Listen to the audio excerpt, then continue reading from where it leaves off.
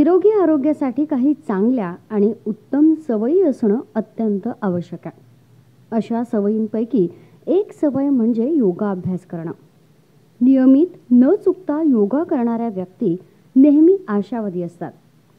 सुदृढ आणि लवचिक शरीर, उत्तम रोगप्रतिकारक क्षमता, तेजस्वी चेहरा, त्वचेवरील चमक आणि मुळात शरीराची ठेवण व्यवस्थित असण्यामागं योगा आहे.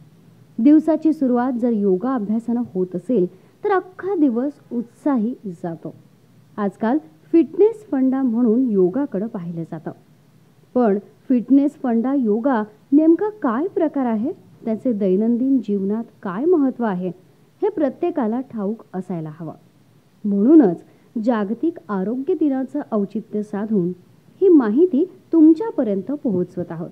2014 युनायटेड नॅशनल जनरल असेंब्लीच्या 69व्या सत्रात भाषण देताना भारताचे पंतप्रधान नरेंद्र मोदी यांनी आंतरराष्ट्रीय योगा दिन साजरा करण्याचा प्रस्ताव दिला होता.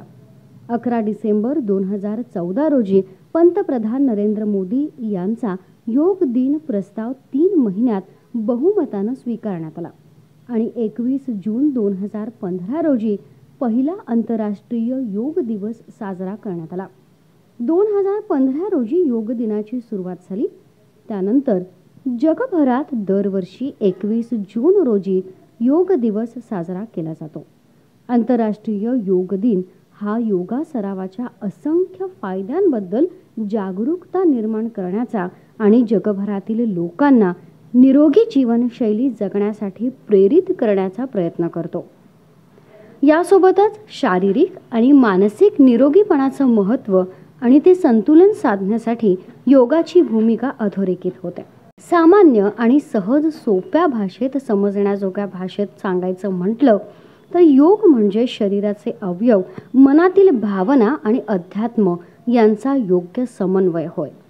योग आपल्या जीवनातील मानसिक ताणतणाव कमी करण्यात प्रभावी आहे. इतकंच काय तर आपल्या शरीरातील सर्व नाड्यांचं शुद्धीकरण योगाच्या सहाय्यानं होतं. शिवाय योग ही आध्यात्मिक वाट असून या वाटेवर चालून आपलं ध्येय आपण गाठू शकतो. अर्थातच हे ध्येय गाठण्यासाठी त्या वाटेवरचे नियम पाळावेच लागतील. योगा करण्याच्या विविध पद्धती आणि विविध प्रकार आहेत. त्यानुसार योगा करण्याचे विविध नियम आहेत जे पाळणं बंधनकारक आहे. प्राचीन माहितीनुसार योगाचे मूळ 2 गोष्टींमध्ये सामावलेले असते. एक म्हणजे शारीरिक, दुसरे म्हणजे आध्यात्मिक आणि यापैकी शारीरिक मुळात आसन, क्रिया आणि प्राणायाम यांचा समावेश असतो. या सर्वांचा योग्य रीतीनं अभ्यास केल्यामुळं शरीरास योग्य आध्यात्मिक यश प्राप्त होतं.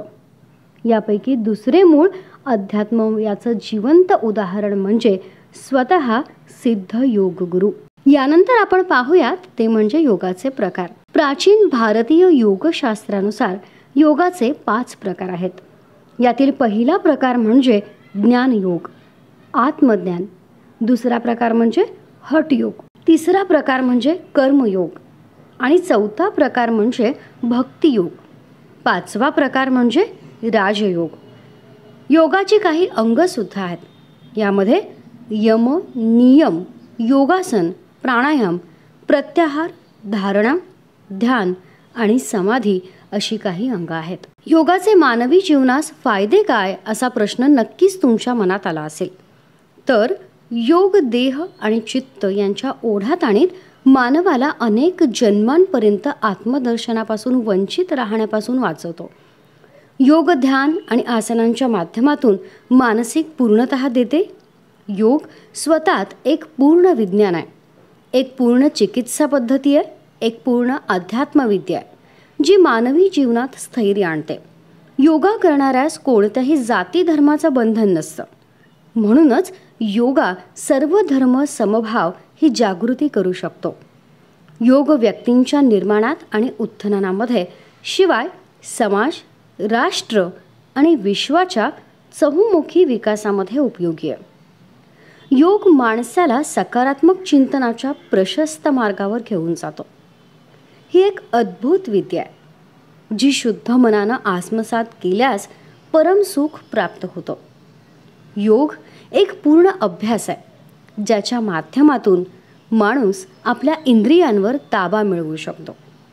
यामुळं जगण्याची जिद्द आणि आध्यात्मिक सुखाचा परमानंद अनुभवता येतो.